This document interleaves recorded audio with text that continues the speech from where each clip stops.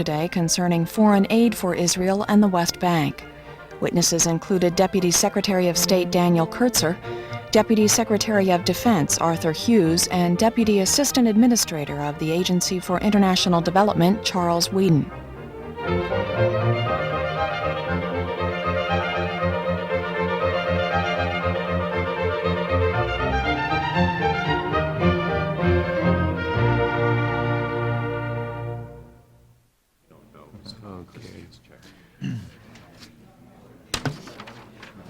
The subcommittee will come to order. This is, of course, a continuation of the hearing with respect to the foreign assistance requests for 1992 for Israel, the West Bank, and Gaza. Let's begin with just a few questions about the Secretary's trip to the Middle East. Is it our view now, what is the Israeli government's position with respect to Section 242, or not section, but Resolution 242, and the concept of land for peace?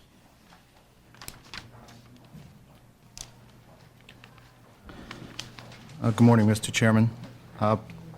As you know, since 1967, the position of the United States has been that Resolution 242 is the basis of the peace process. And after that time, the Israeli government, in fact, accepted 242. We have consistently made clear that the basis of our policy is negotiations on the basis of both 242 and 338. And the President reiterated that last week in his address to the joint session of Congress. I know what our policy is. I'm asking you what the Israeli policy is. As I indicated, some years ago, the Israeli government accepted 242. When was the last time the Israeli government made a clear statement in support of 242? I'd have to check. The last time I can recall was in 1969 with regard to Secretary Rogers' initiative at that time. And I can't recall a specific statement. 20 years ago? That. I can't recall a specific statement, although, as you recall, in the preamble to the Camp David Accords, it indicates, and that, of course, was an agreement reached among Egypt, Israel, and the United States. It refers to the basis of peacemaking as Resolutions 242 and 338. Well, is it your view that that statement, whenever it occurred, still represents the position of the Israeli government? I would hesitate to have us characterize what the Israeli government's position is, and I would let the Israeli government decide when and if it's going to reiterate its support for that resolution, sir.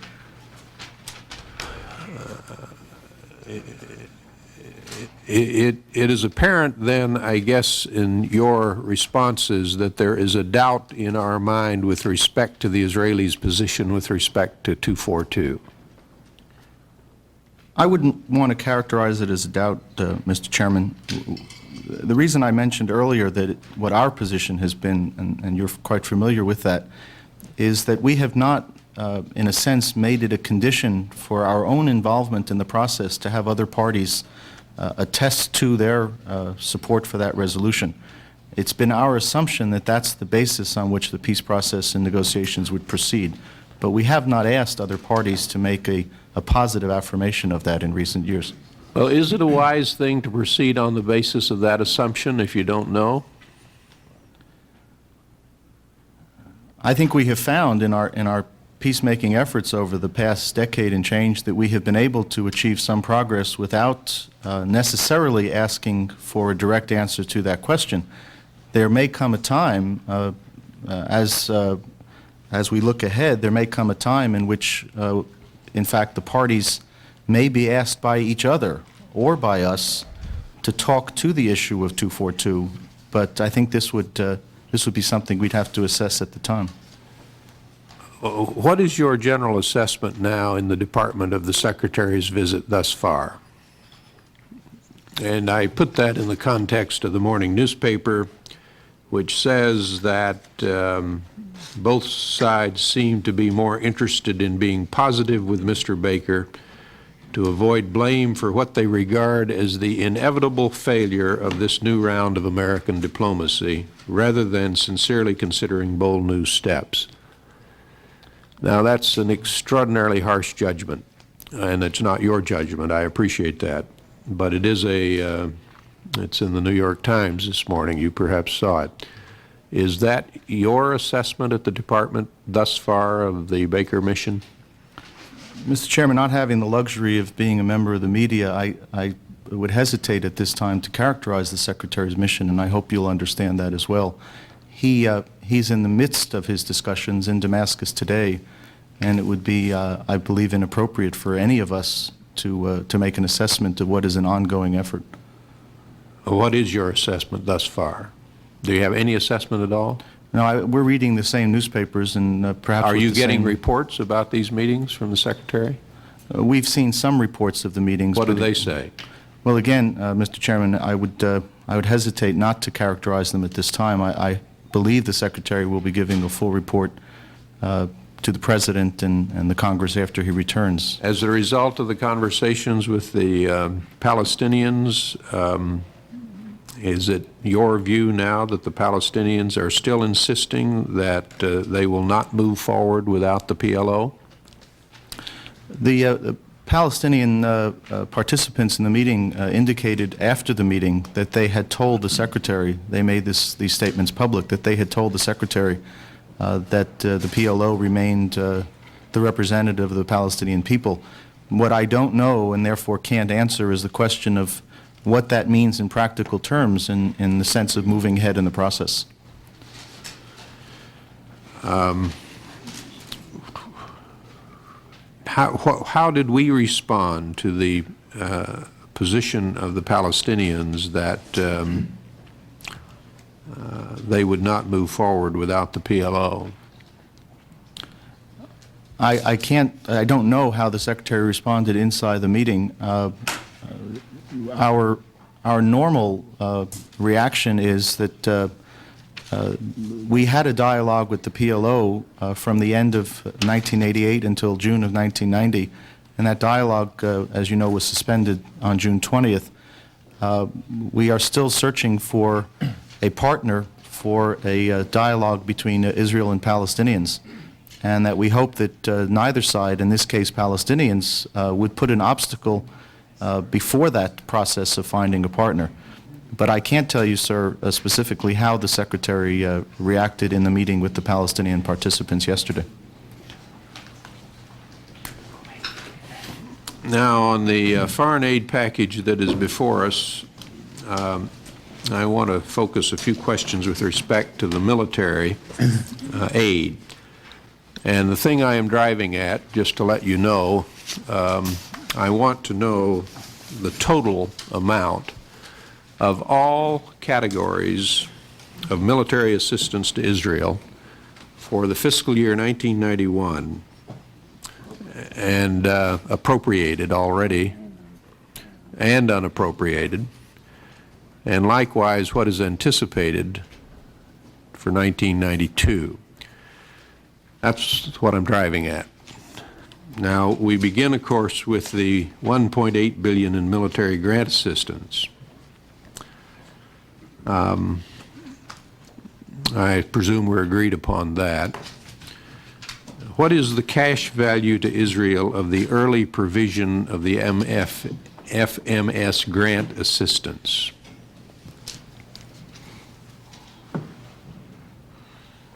Sir, we calculated that at the present rate of interest at about $51 million. So that is a $51 million item in addition to the $1.8 billion. How much of the drawdown authority of up to $700 million in defense equipment for Israel, especially from U.S. units in Europe? Sir, there's been nothing under that drawdown authority so far. Nothing there. The Patriots would not be counted there in 1992, or do you know? Well, sir, the Patriots, which have been transferred to Israel, were transferred under 506A1 authority by the President. Those are the only Patriots that have been transferred so far. The U.S. Army Patriots, which are the U.S. Army Patriots, which are currently in Israel, are there for the duration of the emergency, and there's been no further discussion, no further decision on those units. If the decision is eventually made to leave the Patriots in Israel, would they be left under this authority?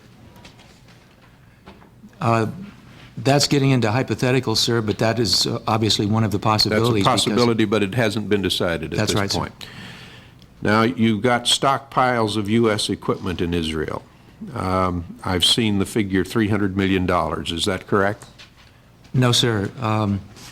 We have agreed with Israel to preposition $100 million worth of U.S. defense items in Israel. All right. That's all? That's right. There are some other programs, sir, which I would not like to get into in open session, which add a bit under that overall category. Add a bit to the $100 million. Is that your testimony? That's right. But you don't want to get into that. But you will supply it for us? That can be done. Classified basis, is that correct? That can be done, sir. Now, how about the dollar value of excess defense equipment that is offered to Israel under the Southern Region Amendment in fiscal year 91? No, I don't have that. I don't think we have that figure available yet, sir. We can provide that, though, of course. There are various things that we have done in providing additional equipment. For example, helicopters, jeeps, ground station, radars, F-15s, and so forth. Some of it we can put a figure on now, some of it we can't because it's been promised but not actually delivered. We're identifying, for example, on the F-15s, we're in the process of identifying the actual aircraft, and depending on which actual aircraft are identified, they would have a greater or lesser value. But for Can you example, give us a rough estimate of the excess defense equipment that will be offered in 91 total? You would have the figure up to this date, I'm sure. Yeah.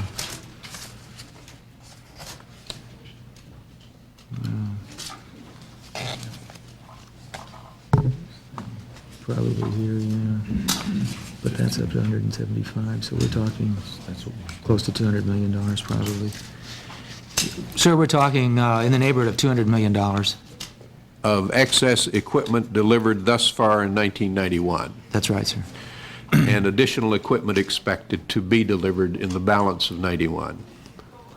That's right, sir. But you don't know the amount of that. No, that's still under discussion. Now, what are the savings to Israel in fiscal year 1991 of the FMS credit restructuring written into the law in 1987? That's their saving on their interest payments is what, $80-some million?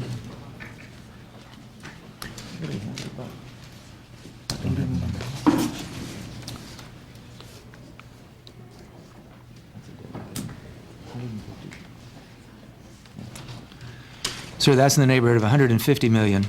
That's a savings to Israel, and is that a cost to the U.S. government? I'm not certain of that, sir. It's I'd have to supply that. savings to Israel of $150 million? That's right. It was under a refinancing package, as you know. And is it a cost to the United States government of $150 million, the bookkeeping there? Most of that debt was not to the U.S. government. Most of that debt was to bank private accounts. I just don't know. I'll have to provide that to you. I want to make sure about that last statement you made, because it's contrary to the impression I have that it is a cost to the United States government. Your impression is that it is not a cost, but you're not sure. Sure, I'm just not sure. Well, I'm not trying to force you. I'm just trying to get the information you know Right. about it on the record. And we can provide that. Yes. All right. Now, what are the savings to Israel in fiscal year 91 from reductions in weapons prices from fair pricing provisions?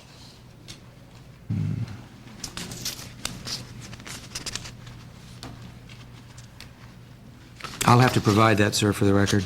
And what is the estimated dollar value of U.S. Defense Department procurement from Israeli companies in fiscal year 91?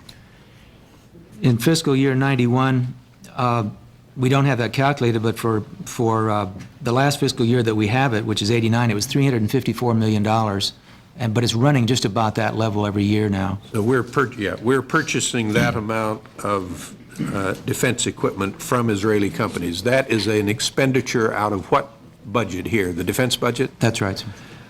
And then is Israel receiving some $42 million in fiscal year 91 from the defense appropriations bill for the Arrow anti-missile defense system? That's right, $42 million has been earmarked. How is that spent now, that $42 million? Well, the Arrow program, of course, is managed by SDIO, and that would go into the SDIO budget to work on the joint program for Arrow, and as I mentioned, we're also in the process of negotiating an Arrow follow-on agreement.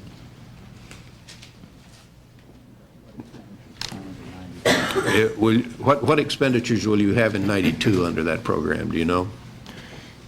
We calculate that the Arrow follow-on program will be worth to Israel about $200 million, maybe a little more. Over how many years? 3 years. 3 years, $200 million. Right. And do we have an estimated dollar value of DOD spending in Israel in connection with joint exercises and port calls, maintenance, and that sort of thing? No, I don't, sir. We're in the process of getting that information from the various services and also from Embassy in Tel Aviv, which is keeping certain data regarding expenditures in Israel of people on leave. Can you get that and so to forth. us? How soon? Several days or a week, I would guess. All right, sir. Now, is there any other thing, any additional military U.S. expenditures with respect to military assistance to Israel that I've not covered? The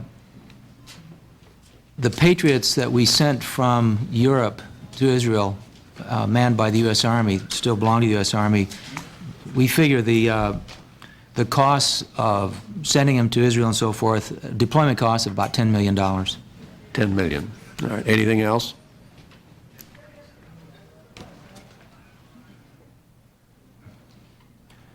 No, sir. I think that, well, we spent, under the Foreign Weapons Evaluation Program of Israel in FY90, we spent $3 million, and there will be additional under 91, but we don't have complete figures on that. Okay, now let's go back to my original question. When you total up all these categories of military assistance to Israel for fiscal year 91, what do you come to? I think it'll be somewhere in the neighborhood of probably $3.4 billion, $3.5 billion, depending on the final figures.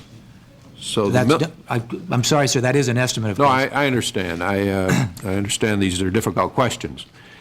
But I do want to get an approximation of the final figure. So when we talk about a military assistance to Israel in fiscal year 1991, we are talking about a $3.5 billion figure. Is that correct?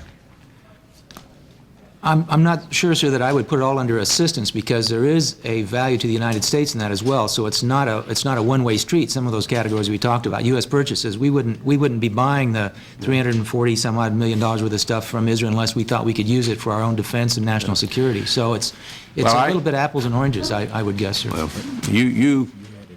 I'm not trying to press for any particular figure. I'm just trying to understand the total. You're right. And you characterize it any way you want to. All of us, I think, would agree that military assistance figures are figures that benefit the United States. That's the purpose of the program. But it's also important to me, at least, and I think perhaps to others, to understand what that total figure is. Sir, just a point of clarification. My colleague pointed out that I inadvertently included the $1.2 billion ESF in that overall figure.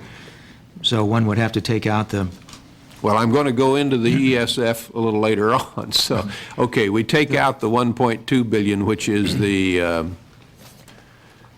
economic support assistance. right. And the figure you gave me of 3.4, 3.5 is a total assistance figure. Is that correct to Israel in your judgment? That'd be fair to say, sir. All right, now, at the end of the last hearing, I asked for, and I think you agreed to provide certain answers for the record by Monday. I understand that that was extended to Tuesday, but we still have not received anything.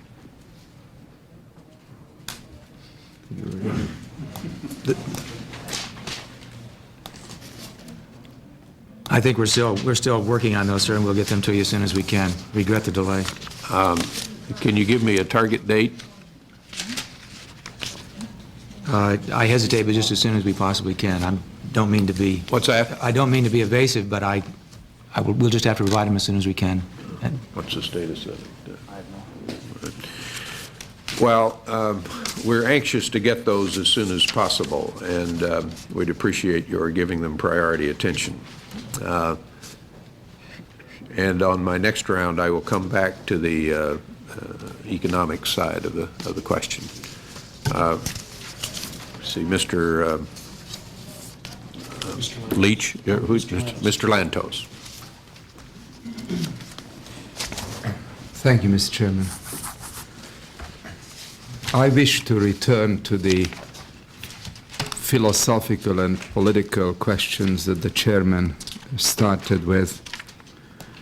Do you gentlemen agree that we have been treated to a series of miscalculations by Saddam Hussein during the course of the last few months, beginning with the invasion of Kuwait, the expectation that there will not be a strong and forceful response, the decision not to agree to any of the compromise proposals advanced by Secretary General of the United Nations, lots of other diplomats, and finally not expecting that the President of the United States, with congressional backing, will in fact commence military operations after the January 15 deadline passed. Would you agree that we have seen a series of miscalculations?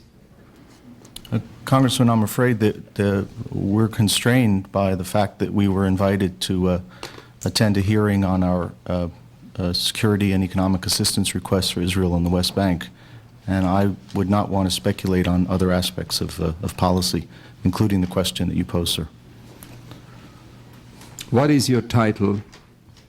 I am a Deputy Assistant Secretary for Near East and South Asian Affairs. And this question is a surprising question. It's a question that you haven't thought about all this time. The question is not surprising at all, sir. It's the answer that I'm not able today to provide. Can any of the rest of the gentlemen respond to me?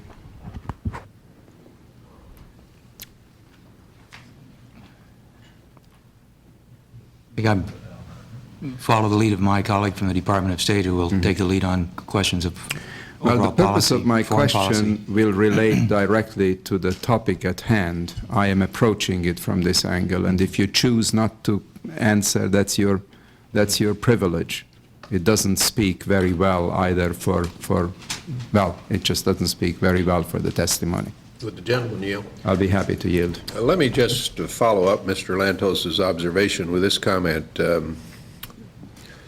We've had a very difficult time asking questions of policy on the Gulf and now the follow-up on the post-war period. Secretary Baker has been up several times, but as you know, when we have Secretary Baker here, we operate under our own constraints, limitation of time, and the like, so that it makes it very difficult to, what's that? Last subcommittee policy testimony was September 18th. Makes it difficult for us. I'm told that our last policy testimony from the Department of State with respect to the Gulf was September the 18th. Secretary Kelly, Assistant Secretary Kelly, has not been available to us. The only person able to testify throughout the period of the Persian Gulf War, Secretary Cheney, Secretary Baker, and General Powell. And apparently, in response to Mr. Lantos's questions, that same pattern is now continuing. We cannot get policy questions answered.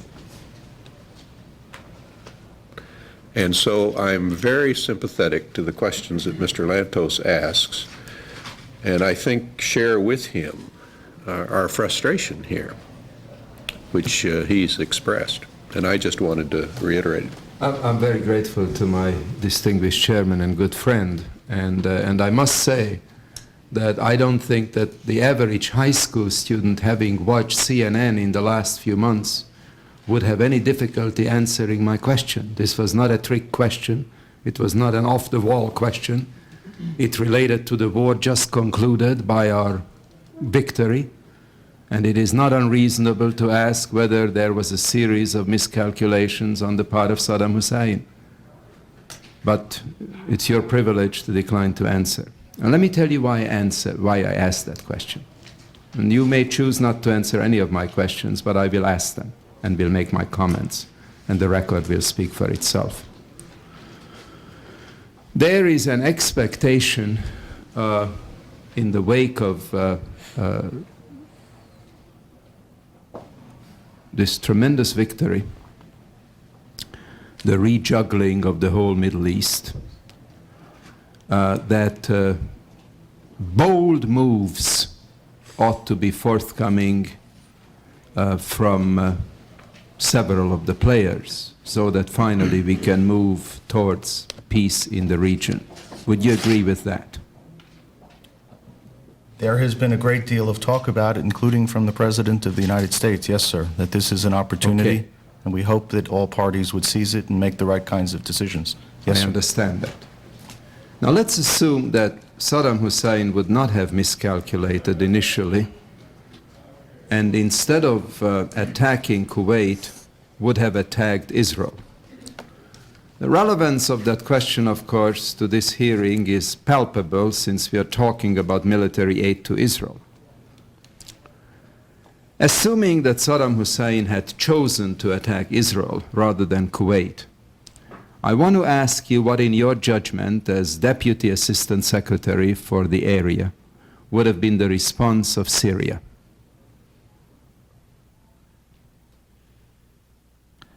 Sir, I apologize again, but I would have to hesitate to speculate on hypothetical issues. What I can talk to is the issue... No, I am asked. This is the question I'm asking you. You Well, may I- choose not to answer it. I would prefer at this time not to answer. Well, I am not asking for your preference. I choose not to answer, sir. You choose not to answer it. Well, let me tell you what the answer is. The answer is that Syria joyously would have joined Iraq in its attack on Israel. Do you suppose that Jordan would have stayed out of this venture? I would choose not to answer that question Well, let also, me sir. tell you what the answer is. Since Jordan was so delighted with Iraq's attack on a fellow Arab country and proudly supported Saddam Hussein, had Iraq and Syria attacked Israel, it is my judgment that Jordan would have joined in that attack. I am not sure what Egypt or Saudi Arabia would have done, but I would like to ask the question with respect to Libya. What would Libya have done under those circumstances, in your view? I don't know, sir. Well, let me tell you what the answer is. They would have, with glee, joined in the attack, and there would have been, had Saddam Hussein not made his initial miscalculation of attacking Kuwait rather than Israel, there would have been a very, very powerful concerted attack of several heavily armed Arab countries against Israel. Now, under those circumstances, is it reasonable to assume that the coalition that we so skillfully put together might not have been so easy to put together against Iraqi aggression? Would you agree with that? I would choose not to relate to that as well, sir. All right. Well, let me tell you what the answer is. The answer is that it would have been a lot more difficult, if not impossible, to put together a coalition. What these answers lead me to is the conclusion that the notion that since an Arab dictator has fundamentally miscalculated the target of his attack, i.e., a fellow Arab country rather than Israel, should make the Israelis very, very nervous and very cautious and very prudent in their reactions to these wild expectations of dramatic moves, because there is no guarantee that another Arab dictator will not make a more intelligent judgment that Saddam Hussein made. And to conclude that because the international coalition crushed Saddam Hussein, not completely, but to a very large extent, that this should make the Israelis, who have just been through unprovoked Scud attacks, and I was there during the Scud attacks, and I saw the havoc they wrought on the civilian population. This should make them more cautious and more careful and more prudent in making any bold moves, rather than from the comfort of several thousand miles away, people having wild expectations about the bold moves they now ought to take. Now let me go back to the specific question our distinguished chairman asked. He asked whether the Israelis have reiterated their commitment 242. Is that correct? That's correct, sir. And your answer was? I answered that the Israeli government is on record, and I thought that I was able to recall in 1969, it may have been earlier or slightly later, in affirming its support for Resolution 242. And subsequently, in the Camp David Accords, in the preamble, there is recognition that the fundamental basis of the peace process is 242, but that I could not recall a subsequent time at which the Israeli government had reiterated it, nor could I suggest that the United States or anyone else had sought such a commitment from the government of Israel in these past years. That is correct. Now that resolution 242 was passed, as I recall, exactly a generation ago, 24 years ago. Isn't that correct? On November 22, 1967, yes, sir. We are in 1991. That's right. 24 years ago. Now, a number of things happened since 1967. One of the things that happened since 1967 was another unprovoked aggression on Israel in 1973. Is that correct? There was a war in 1973 started by Egypt and Syria. That's correct, sir. Was it provoked? As you know, Congressman, the Arab states would assert, and I don't sit here as a spokesman for them, but they assert that the occupation of their territories as a result of the 1967 war constituted a grievance which needed to be addressed. Now that passes no judgment on whether or not they were correct in launching an attack in 1973, but I'm trying to be careful with words, as I'm sure you are as well, sir. Is it correct that when Resolution 242 was adopted, a regime was in power in Iran which was reasonably friendly to Israel? Is that correct? That's correct, sir. They even had extensive economic and military ties. Is that correct? As I understand, yes, sir. Yes.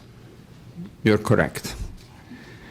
That regime was replaced by a regime that I would characterize as unfriendly to Israel. Would you agree to that? Yes, sir. I would agree to that. I applaud your boldness in answering that question. There were also two attacks by Iraq, heavily armed, against two neighbors, Iran in 1980 and Kuwait in 1990. Is that correct? That's correct.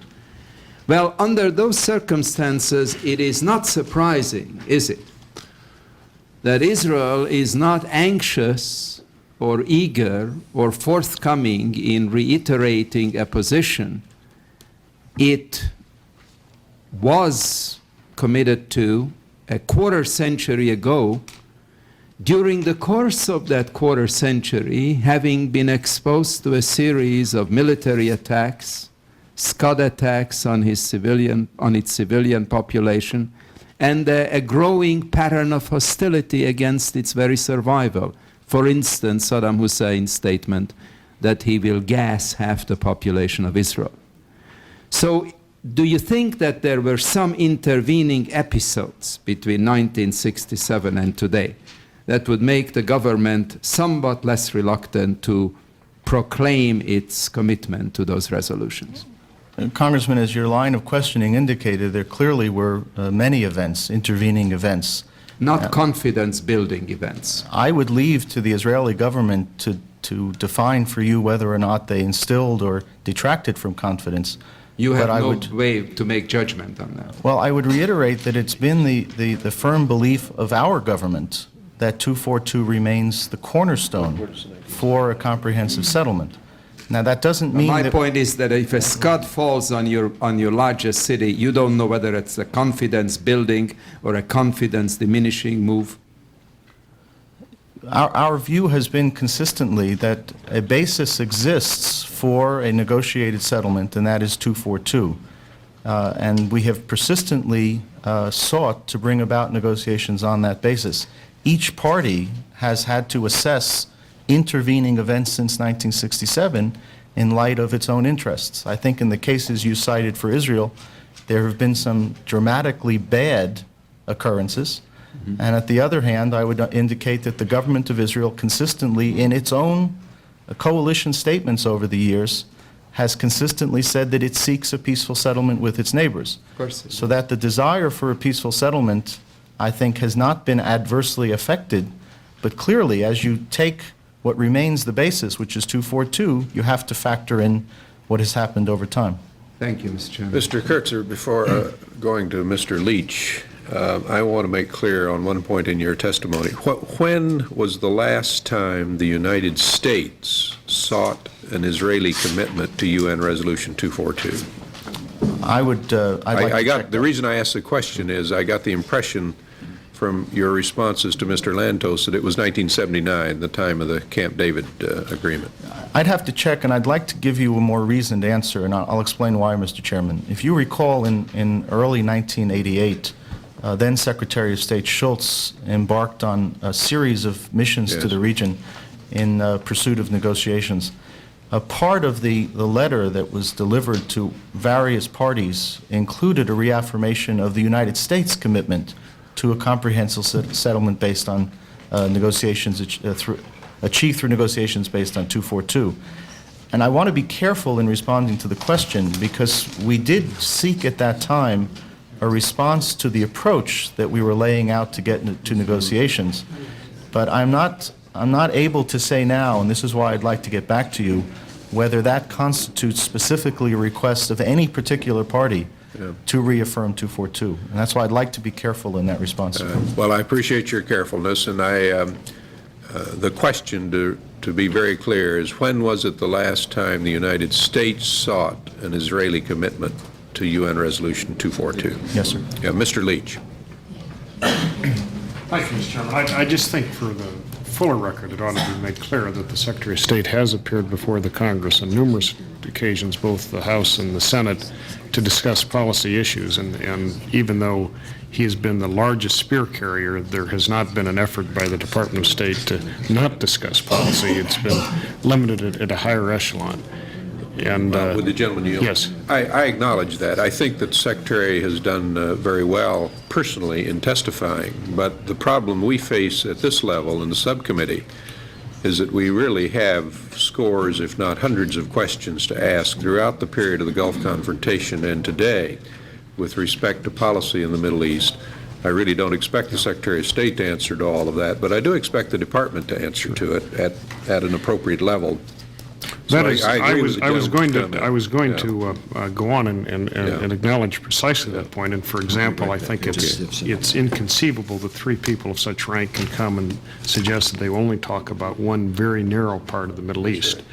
The three of you represent serious positions in the United States government, and you're speaking to a committee of the Congress of the United States which reflects the people of the United States, and broader questions, I think, should be under purview.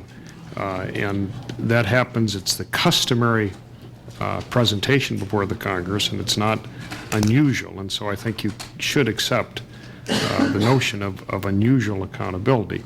Now, having said that, let me just say again to present a little variant perspective. I mean, we're dealing with issues of judgment, and we all understand it. And I think the scenario that the gentleman from California laid forth about the fragility of the security of the State of Israel under certain hypothetical circumstances, which are not unrealistic, is awesome.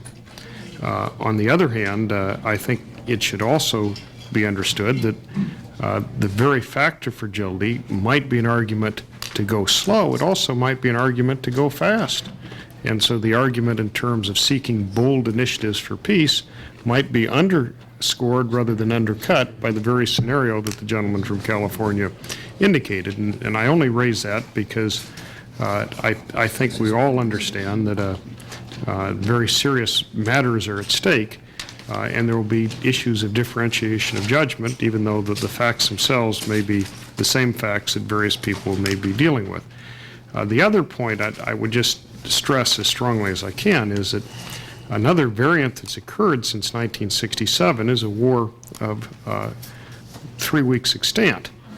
And in that war, probably the most serious military rival, at least the most belligerent that Israel might face, has found 70% of its military capacity destroyed at the sacrifice of men, material, and cost to the United States of America.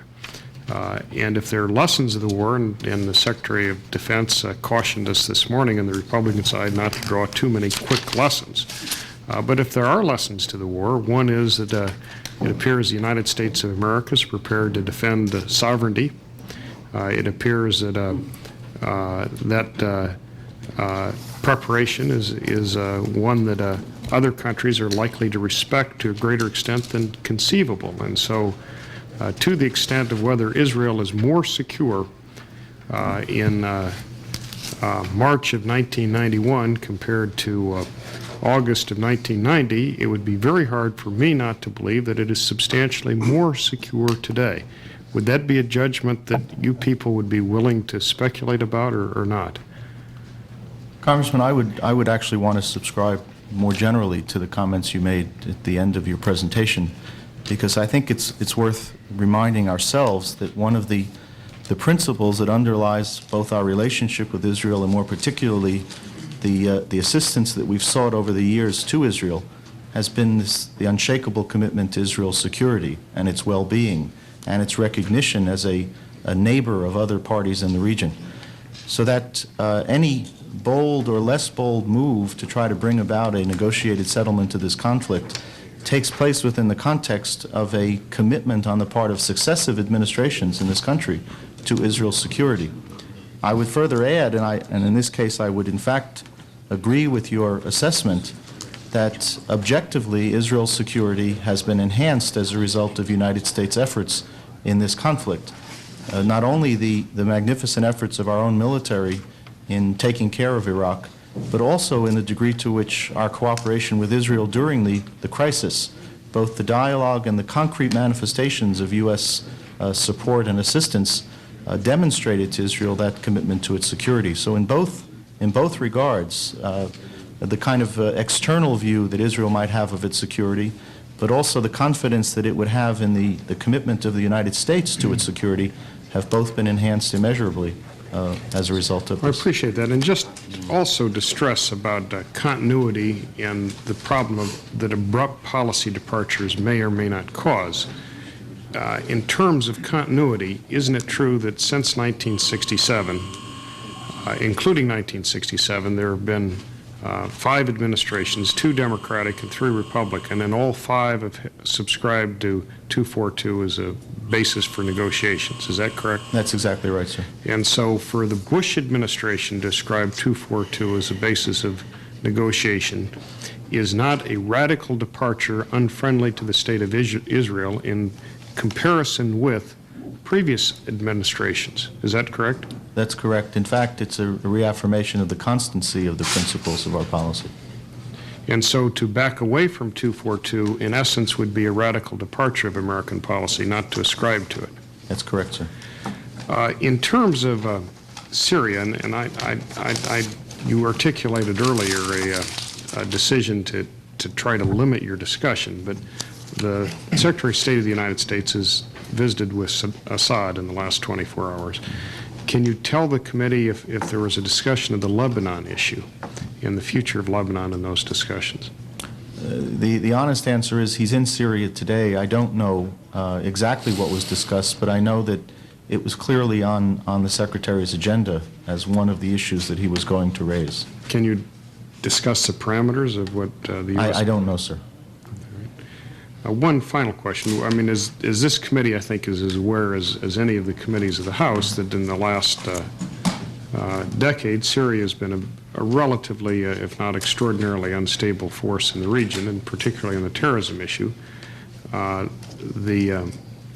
There are various ambassadors in Washington from other Arab countries that have been stressing the possibility that Syria is going to be moving a bit to the right, that is towards us, and that maybe this conflict with the idea of soldiers in arms might even precipitate that progress a little bit further.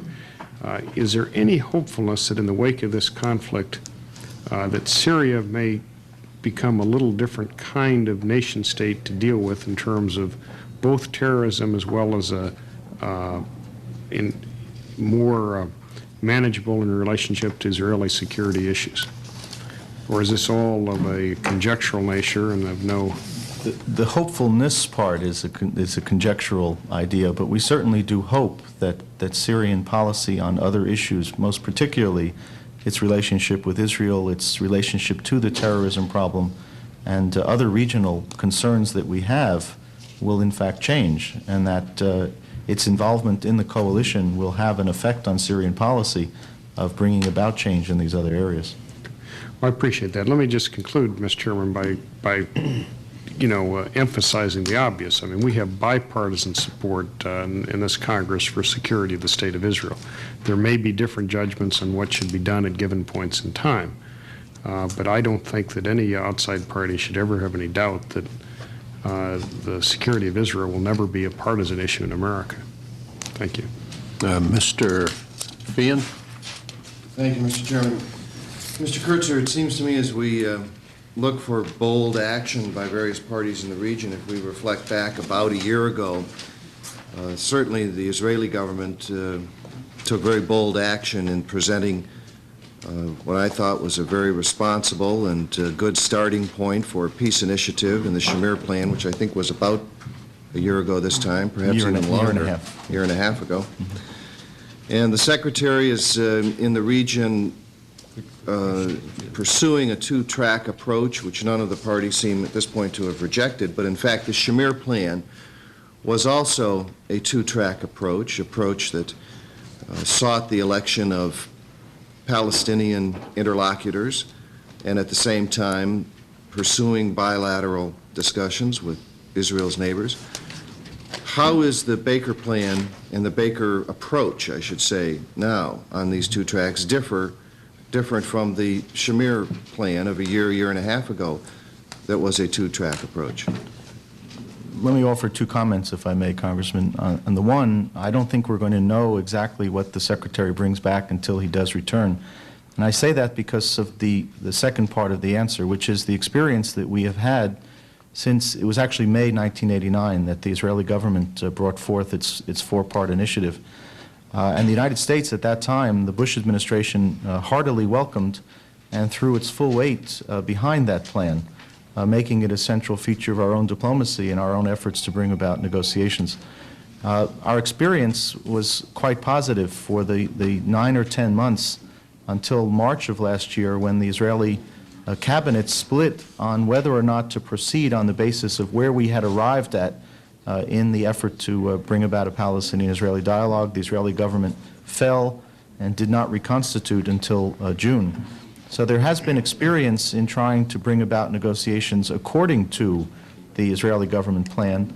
Clearly, in the back of Secretary Baker's mind, as an active participant all last year in that effort, is both the reasons for success and the reasons for lack of success in fulfilling the promise of the Israeli government plan.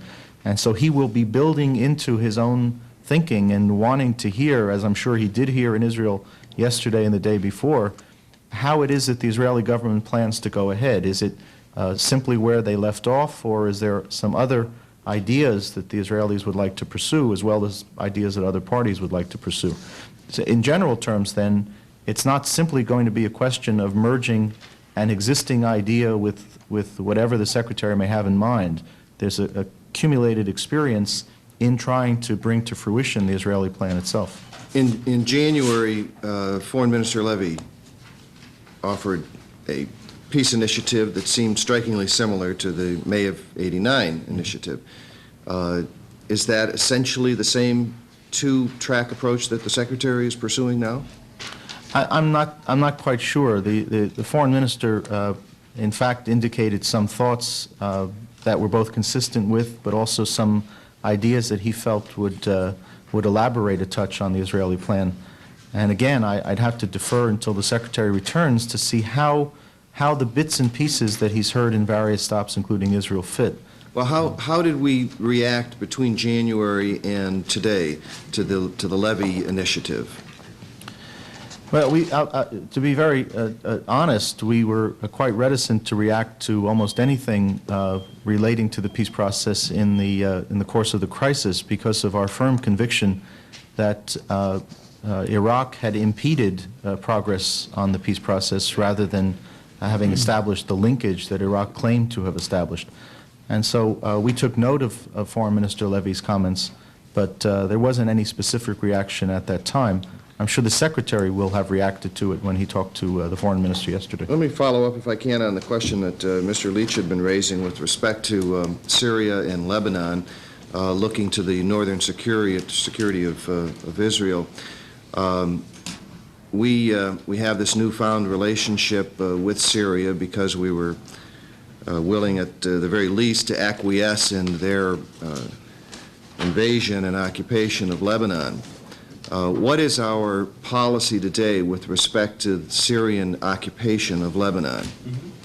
Our policy still rests on the foundations that it has for some time, which is the implementation of the Taif process, which was the process initiated by the Arab League to bring about the reconstitution of central government authority in Lebanon, its extension throughout the country, and the removal of all foreign forces from Lebanese soil, consistent Well, when we with the acquiesced security in of the neighbors. further incursion of the Syrians into Lebanon, we were not supporting a principle of the removal of all foreign forces, were we? We remain committed to the extension of the central government's authority, and as we've seen in the last few months, that authority has been extended in some fashion beyond where it was a few months ago. And therefore, we would be supportive of that process as it is a phase in implementation of the Taif Accords. Now, in retrospect, as we look back to our decisions of last September and October, supporting the Syrians' determination to seize Lebanon, was that a judgment that was correct? Congressman, I would hesitate to characterize our support for what Syria did last year. Where we stand is... Well, I mean, in order to lock Syria into the coalition, we allowed them to continue to take over the balance of Lebanon. I mean, that's no secret. And we did, in fact, by that action, lock them into the coalition. And we have dramatically enhanced, at least in that smaller region, we've dramatically enhanced Syria's strength in a number of ways, political and militarily. Was that a good judgment? Not being able to associate with the first part of the question, I don't want to go back and say yes or no. I will say that the results in the last few months... Let me make the question easier. That's, sure. We can just, let's figure out where we agree on that. Did we support Syria's further incursion into Lebanon last September? I would have to check on our public and private statements at the time, and I'd be happy to provide that. It was a pretty consequential action. Did we object to it at the time? Congressman, let me be careful on this, and let me provide you with an answer subsequently, if I might.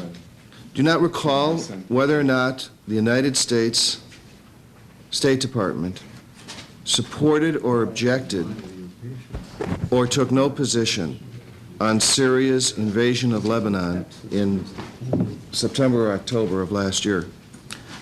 Congressman, Syria didn't invade Lebanon last year, and that's why we Then both have to be you careful characterize in it the any way you want to. characterization. You tell me how you want to characterize it, and just tell me whether or not we supported, objected, or We are position. not in favor of any party's deepening involvement or being involved in the imbroglio of Lebanon, and therefore our position last year was not to support any outside party's further involvement. The Syrians have been in Lebanon for some time, and what I would comment on, simply as I did before, is to say that the net results over these past few months has been a positive extension of the central government's authority in some manners which are consistent with... Of the Lebanese central government. That's right, sir. Let me just refresh your memory on this, because I think it relates very directly to security in the region generally, and most assuredly to the security of Israel. The United States State Department, at the very least, did not object, and I think in private acquiesced, if not supported, in the extension, to put it in its most benign terms, of Syria's occupation of Lebanon, an action which we undertook in order to lock in Syria as a coalition partner. At the great cost of Lebanese lives at the time, probably in excess of 1,000 civilians, we bought that arrangement with Syria. An outrageous pact, I think history will judge. And I think that we have jeopardized, as a result of that, further the security of Israel. And I think it's important that we reflect on the series of decisions that led to that over the course of time to determine to what extent that was a good judgment. Thank you very much. Mr. Gilman. Thank you, Mr. Chairman. I welcome our panelists before us, and I think we're all optimistic that what Secretary Baker is doing has been worthwhile, and we seem to get some optimism from his recent talks with a number of the leaders in the Middle East, and we hope that he will come back with something constructive to add to our efforts to try to formulate a peace in that very volatile region. I think it was Mr. Kurtzer who testified last week. You were working on a report on the Israeli economy. Can you predict now when we'll receive that report? The report is prepared by AID. It is in draft. Perhaps Mr. Whedon could give us... Mr. Whedon, can you inform us when the report will be ready? It's going through final clearance at this moment and should be ready in about a week. And we'll have it up here in a week? That's right. Thank you very much. What's been the economic impact of the Intifada and the Gulf War on the tourism industry in Israel? Could you tell us that's one of the major sources of revenue? I guess it was over $1 billion a year before the war, and I guess Egypt had a similar problem. Can you tell us what the impact has been on tourism, on the tourism industry? My understanding is that the impact is approximately $700 million in decline in receipts. They virtually lost their entire tourism industry during the period, yes. And I guess Egypt had the same Egypt's problem. had a similar And what about on Israeli exports? What was the impact as a result of the Intifada and the Gulf War?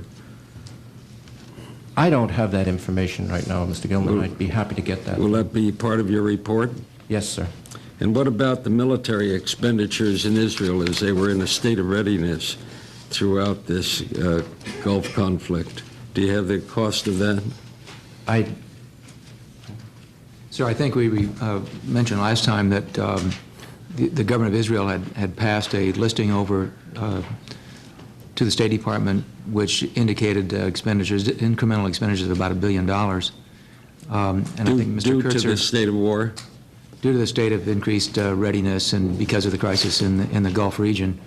And I think Mr. Kurtzer testified last time that as a result of discussions between the United States government and Israel that the figure of the $650 million was arrived at as additional aid to meet the costs. And what about the total cost of the damages as a result of the Scud missiles attack on Israel? Do we have a figure with regard to what that cost was? We haven't heard on that, as far as I'm aware, from the Israeli government. I think last Wednesday, in our last appearance before the subcommittee, I believe I speculated it was in the neighborhood of $80 million, but I have not been aware since then of any figures that the Israeli government has passed to us on that. Well, when you send to us your report on the economy, on the Israeli economy, are you going to include those estimates for us? Will they be included in the report? For 1990, for last year, so, The report is for 1990? yeah. And this will happen this year, but Okay. maybe they should have it. It's my understanding that the report itself is more broadly based and doesn't have that type of information. Well, can you supplement the report when you send it to us to indicate just the economic impacts on Israel as we study the foreign aid? I think it would be appropriate that we have that kind of information before our committee, and we would welcome having those figures as best that you can As best as we arrive at. can at the time. Yes, sir. Yes, we recognize you have some restrictions. And have you estimated what kind of cost Israel will incur in the training and the housing and the social welfare programs for the hundreds of thousands of Soviet refugees that have been coming into Israel over the past few months? There again, I'd prefer to defer that until we can get a better estimate for you, sir. Do you have some idea of what those costs are? Can you speculate for us at this time?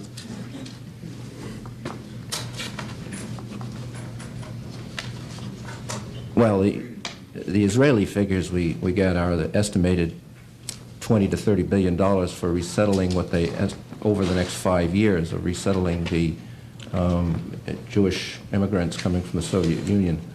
But we haven't had any independent numbers on that yet. Do we know how much has been expended to date?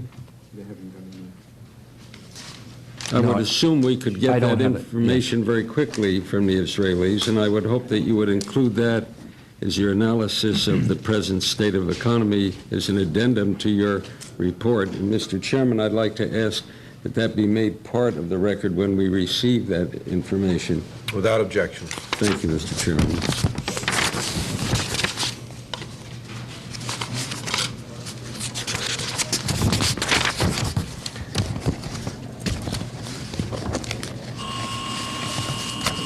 Have you made, as part of your recommendations for U.S. refugee assistance, an estimate for assisting in housing at all, or social services?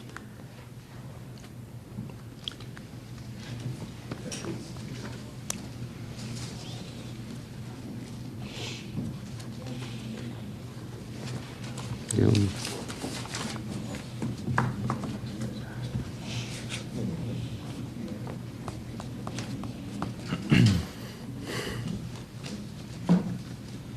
Yeah, I think I perhaps would try to get you a better answer later on, sir. Well, last year's level was $45 million for U.S. refugee assistance for the Soviet immigration into Israel.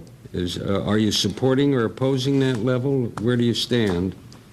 I would assume that we've had a greater amount of numbers coming into Israel in that period of time. There's no question about it. I'm curious what your recommendation is. The administration is requesting in FY92 $40 million So you're reducing it despite the increase in refugees? As a result of legislation last year, the United States has provided Israel with $400 million in housing loan guarantees. That's a loan guarantee, That's but right. that's not any grant or any assistance. That's correct, sir. And they've always made good on their loans, so we're not talking about any impact on our assistance. I'm asking you what you're doing now with regard to the U.S. refugee assistance for Soviets coming into Israel. It was $45 million last year, and now you're talking about $40 million this year? That's right. It seems to me that we're going in the wrong direction. Wouldn't you agree to that? The refugee program worldwide has had an unfortunate expansion of need, and it's for that reason that the administration felt constrained to drop our request in FY92 for this account. The 400 million resulted from an Israeli request, and You're therefore, talking, 400 million is a housing guarantee. It's for housing units. that's correct, sir. And it's not a loan, it's a guarantee. And it's not an outright expenditure. That's correct. I mention it, though, twice because it is what the Israeli government requested They last year. requested that last year to help with housing, but now I'm talking about refugee assistance. I'm not talking about housing, I'm talking about refugee assistance to help them get acclimated. I would hope you'd take another look at that figure. The Soviet immigration has more than tripled or quadrupled. I guess it went from about 30,000 to about over 180,000, if I'm not mistaken. My figures may be a bit off.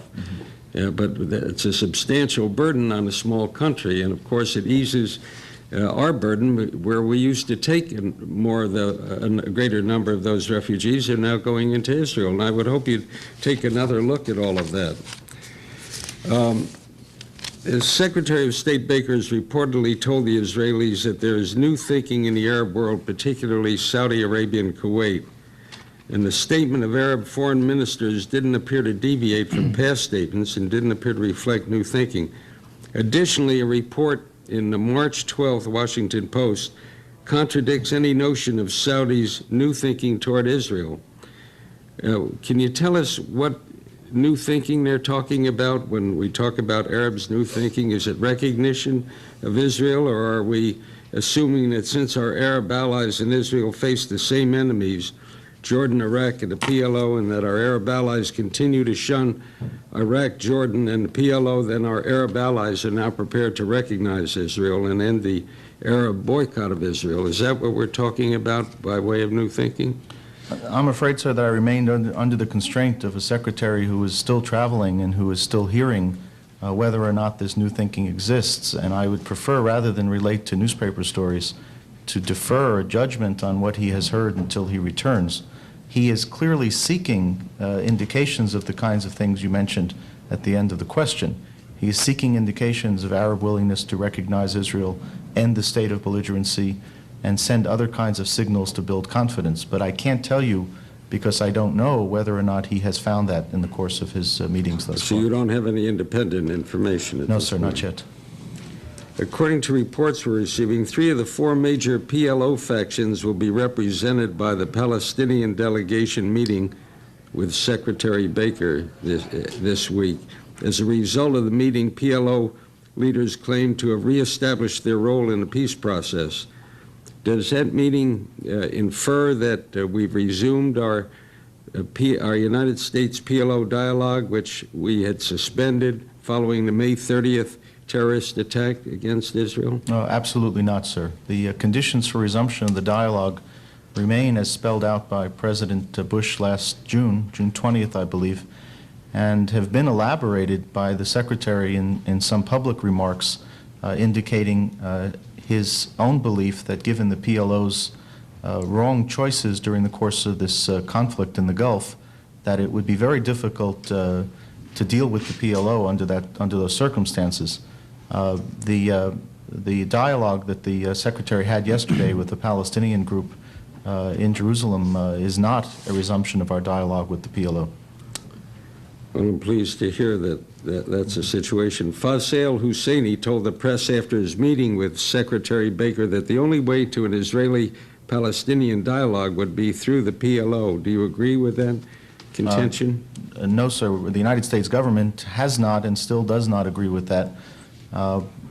We sought last year to build a dialogue between Israel and Palestinians from the territories without involving the PLO, and that remains our intention. There was also a recent press report that Syria had acquired, captured, or deserted Iraqi arms. Is there some confirmation of those reports? I don't know, sir. I have no confirmation either, sir. And has the United States supplied captured Iraqi weapons to Syria? Do you know? No, sir. I just have a couple questions, a couple more questions, Mr. Chairman. Can you tell us what other nations are contributing to the West Bank or Gaza Strip? And the amounts? I have some information here. Yes, could you Congressman. tell us? Recess the hearing when you're through. All right, thank you. Let me divide this, All right. if I may, let me divide this between Gulf pre-crisis Yeah, and if I could interrupt, post-crisis. the chairman's going to the floor, and we'll be back, and when I finish my series of questions, we have a roll call, but we will be continuing the hearing, just so that you'll be aware of it. Go ahead. I'm sorry to interrupt you, Mr. Weedman. That's right, if I could divide this between Gulf pre-crisis and post-crisis. First of all, Mr. Whedon, if I can interrupt you again, how much has the United States provided in economic assistance to the West Bank and Gaza? 12 million, plus 12 million in ESF. That's for the funds. last year. That's right. And am I correct that from 75 through 90, we provided over 130 million in economic assistance That's right. to the West Bank That's and correct. Gaza, mainly through American PBOs? That's right. All right, now, can you tell us what other countries are contributing in the amounts? The figures I have here, UNRWA was providing approximately $60 million a year. That's been augmented now as a result of the crisis by approximately $20 million. And for our people who aren't familiar with UNRWA, would you identify what UNRWA is? United Nations Refugee Relief Works Association. And that's 12, how much was that? They were. This is our funding into UNRWA.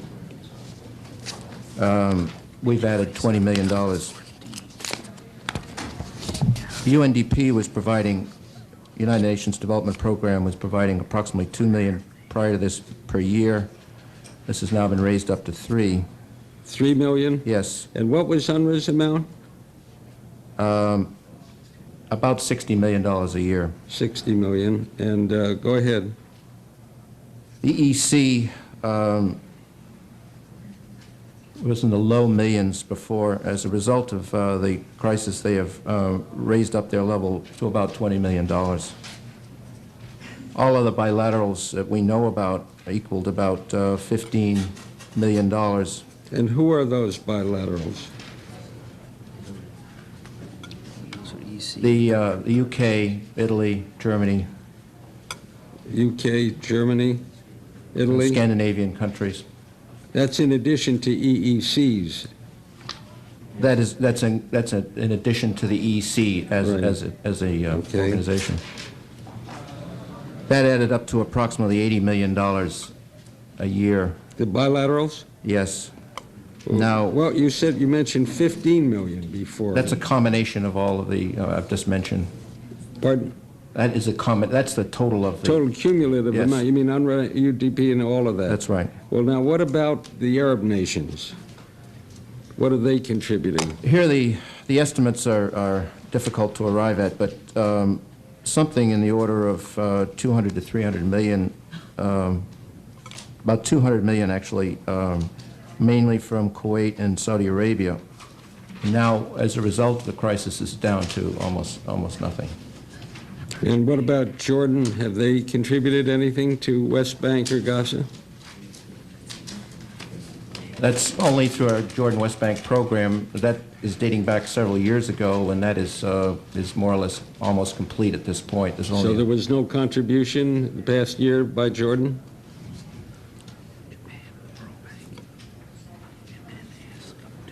I understand there's a couple of $1 million in mostly for Islamic support of groups. Like how much? Approximately $2 million. Charitable. 2 million from Jordan? Congressman, if I might add something with regard to Jordan, until the summer of 1988, when the Jordanian government announced a disengagement, there was a rather complex relationship in which Jordan continued to pay some salaries of civil service employees in the West Bank. So it's hard to calculate what Jordan's role has been in the West Bank, but it's far larger than any specific grant that we may be aware of. Is there any way we can speculate what that amount is? I could promise to try, but I don't know if we'd be able welcome it. to. Now, what about Japan's contribution? Very little, sir, as far as I know. I don't have any official Was numbers. there any fund that they contributed? I understood that Japan was making some contribution. I'll check. Will you prepare that? And what about the World Bank? Nothing, sir. No assistance by the World Bank or any international monetary organization? Not to my knowledge. All right, I'm going to ask if you would be kind enough, Mr. Whedon, to prepare a table of contributions made by all sources to the West Bank and Gaza, and that it be made part of our record, if you would submit it, and I'm going to ask that it be made part of the record. Certainly. It's not the second bill yet.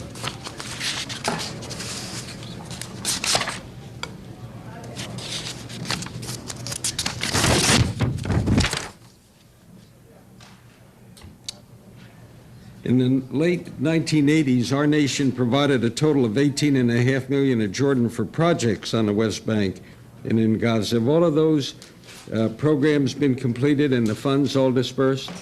Those programs are almost complete. I think there's $1 million or so dollars worth of Jordanian dinars left, and the bids are out for the final. When do you expect the final funds to be dispersed with regard to that? They should be completed this year. Within the next year. And there was a $3 million credit guarantee fund through the Cairo Amman Bank that was created under the Jordanian program. And how is that fund going? And was that credit, is that now lending money to the West Bank and Gaza?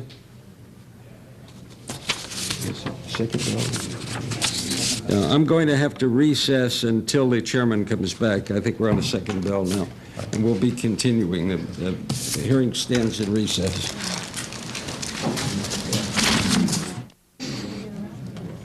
The subcommittee will resume its sitting. I want to do on economic assistance what I did with respect to the military.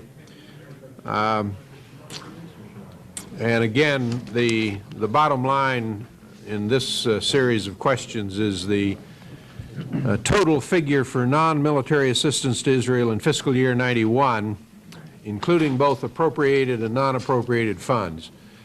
Does anybody want to try to answer that question at this point? Mr. Chairman, we can, Mr. Whedon and I can start. Okay, and, let's go. We can fill in the gaps as we go along. You got the $1.2 billion cash transfer, obviously. That's right. Then you've got interest earned on that early lump sum cash transfer. How much is that? Our estimate is $36.1 million. Okay. That was last for 91 and presumably be roughly the same in Around 92. the same. That's right. Okay, go ahead. If Congress approves the $650 million in emergency assistance that was requested last week. That'd be 92. No, that'd be 91. That's 91. 91, yes. Thank you. The refugee assistance that we provide a grant for Israel's absorption of refugees in FY91 was $45 million. All right.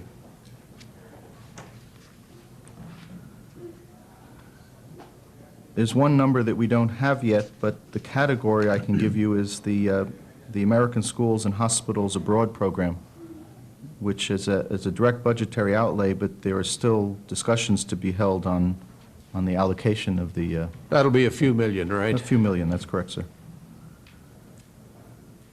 There is the Cooperative Development Program, which is $5 million in FY91.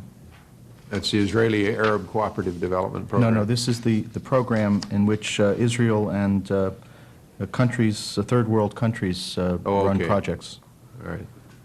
And then a similar cooperative development research program in which the researchers from Israel and developing countries collaborate in research on development issues. That's $2.5 million.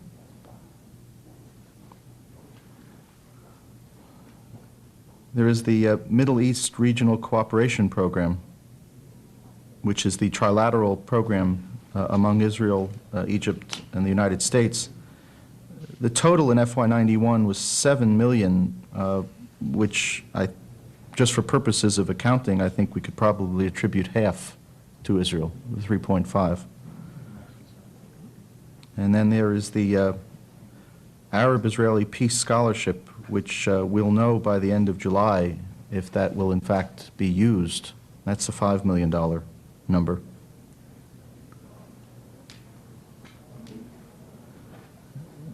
There is another category of payments for goods and services, which also has direct budgetary impact, and that would be the VOA RFE relay, the transmitter relay station.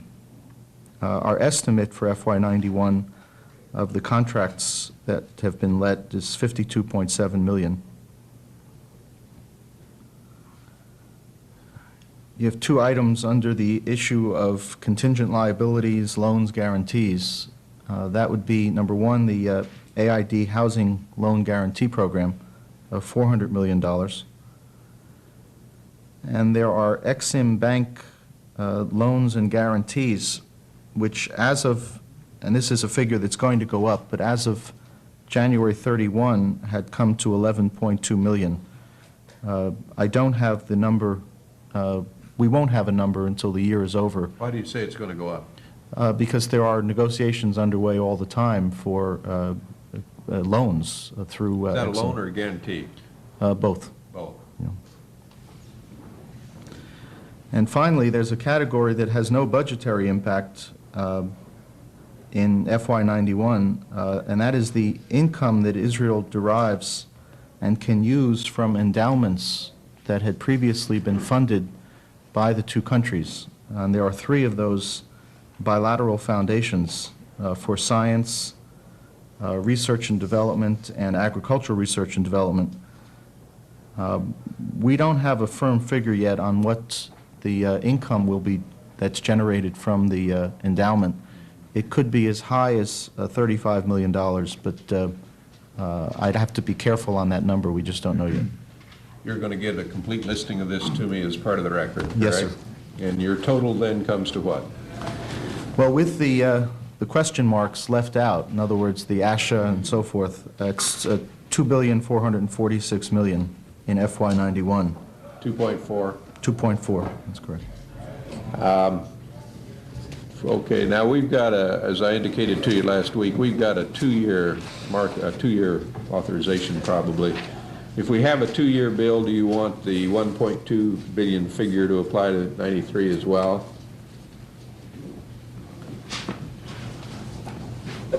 There's no decision that I'm aware of on that, sir. I see.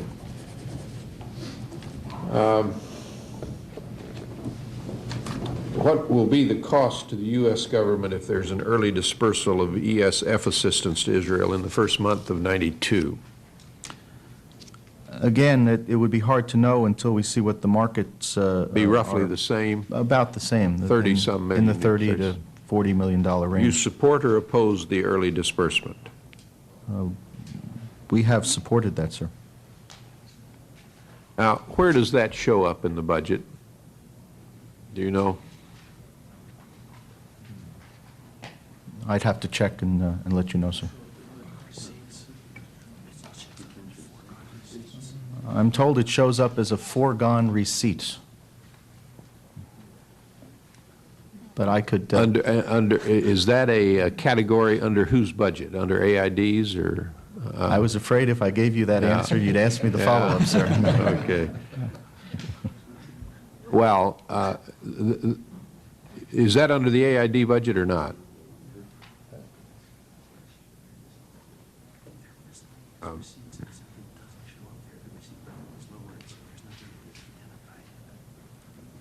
Well, look, you can supply that for the record. I know it's a technical question. That, Now, housing loan guarantees, I want to ask a few questions about that.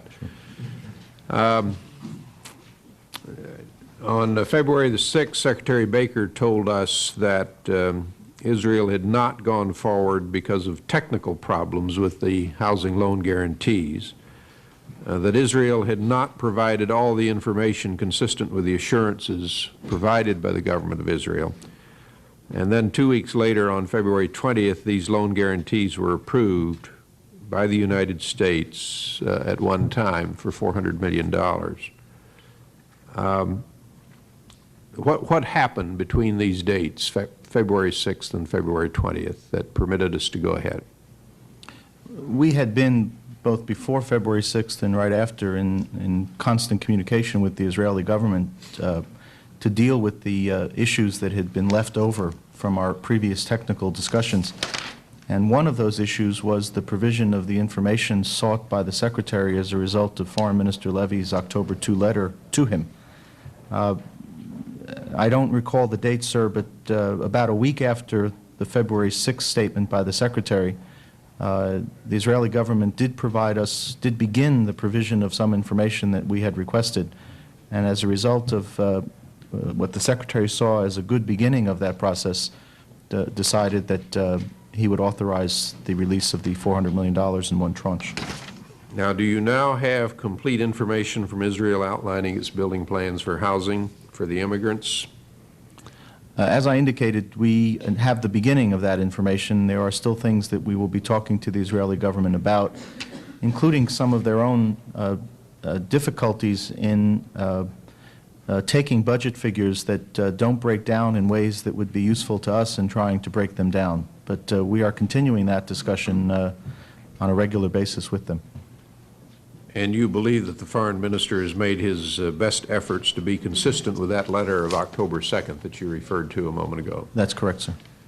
Now, you're aware of the reports that have appeared in the paper with respect to more than 10,000 units are to be located in the territories. Are you aware of those reports? Yes, sir. Are they in violation of the agreement? We have watched the reports, and we've raised a number of them, including that with the government of Israel, and have been told, with regard to each of the published newspaper reports, that these are not government plans, that these may be ideas or plans by individual ministries, but that have not yet received government approval. And so as a result of the fact that the government of Israel has not approved plans such as these, the issue of the applicability of the October 2 letter has not arisen yet, sir. The expansion of the West Bank housing can occur without a government decision. Is that correct? I'm not sure, but my understanding is that the government does have to approve all plans for the ministries to expend funds. And that would either be as a direct of their direct budget support or some emergency or dire supplementals that they may come up with. I don't think, I could check, I don't think that an Israeli ministry can spend funds such as these without a cabinet approval. Well, if they do have plans that are carried out, is that a violation of any of the assurances or letter of exchanges we have had with the Israelis? Let me relate to the question in two ways, if I might. Number one, with regard to the specific issue of the October 2 letter, there is a distinction that the Israeli government would draw regarding its own plans to build or expand settlements and how they relate to the assurances that were provided to the Secretary. The second part of the answer is one that you're familiar with, and that is a longstanding U.S. policy in opposition to settlements, construction, and expansion. And none of the $400 million loan guarantees are to be used for that? Exactly. But it is possible for them to have settlements financed other ways in those regions? It is possible. What the Secretary sought and received in the October 2 letter was an assurance that the government of Israel would not provide special incentives or subsidies that would attract Soviet immigrants to those territories. In other words, there wouldn't be something that would prompt people to choose on their own, because in the same letter, Foreign Minister Levy had indicated that the government would not direct immigrants to those places. So if there were no special incentives or subsidies, then the settlements could go ahead, and it would not be in violation of that, the agreement between the Secretary and the Foreign Minister? I'd say yes with one caveat. One of the reasons we sought in the October 2 letter and received from Foreign Minister Levy the assurance that he would provide financial information with regard to Israeli plans was to deal with the question of whether or not the $400 million that the United States would be providing would free up additional resources that Israel would not have had available for the settlements. That doesn't mean that if those resources had been there anyway, that the October 2 letter covered it, because in that case, my assessment is that it did not. But that's why it's not a black and white answer on your question, sir. Israel has stated that it is not encouraging the settlement of Soviet Jews in the occupied territories. It's also said that Soviet citizens are free to move there whenever they wish. That's correct, sir. And so your impression is that the Israeli government is not subsidizing those settlements in any way? There are, over the years, we have noted Israeli government subsidies that apply to different categories of developmental regions in the country. And those apply, for the most part, irrespective of whether they're in the occupied territories or not. So the word special becomes very important. That's exactly right.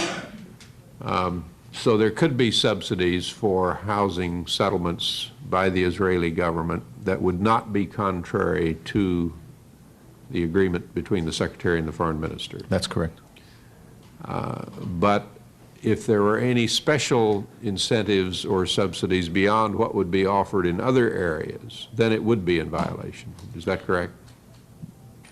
I'd leave the final judgment to the Secretary, but I would say yes, from my perspective, yes, sir. Well, if there is a difference at that point, you be sure to let us know on the record here, would you please? Yes. How much money does Israel spend on settlement activity this year? Do you know? I've seen the press cite $80 million. I just wonder if that's in the ballpark. We're in the process of trying to develop an answer to exactly that question. The figures that we have been able until this time to determine from the public budget in Israel would fall into that same range of $80 to $100 million. But we're trying to develop better information on that. Now, I wanted to ask about the free trade agreement and the status of it. My impression was that free trade agreement was entered into in 1985. And my impression was that after that trade agreement was entered into, at least for some period of time, we had a very sharp increase in Israeli imports coming into this country, but that U.S. exports to Israel rose at a much less rate. To be specific about it, the figures were that the total Israeli exports to the United States rose about 25% in the period immediately following that agreement, and our exports to Israel rose only about 7%. And so the question is, has the U.S. regained market share in the intervening years? I hope you will allow us to provide you with specific data. Ambassador Brown said that Israel, in 1989, in July, that Israel was violating the spirit of the FTA. Do you recall that? No, I don't, sir. And he went on to say, I think, that it was making it hard, if not impossible, for American goods to be sold in Israel at competitive prices. I want to know whether that is still the impression of our government and how this agreement is working out. And of course, the bottom line, I guess, here is what's happening with regard to our trade balance with Israel. You're not aware of these items? I don't have that information. Is that in your shop, or does that occur? Who has the responsibility to monitor all that? We would monitor, but I will seek to get the information from the various bureaus in the building who watch this. All right. I want to ask a few questions with respect to the West Bank and Gaza program.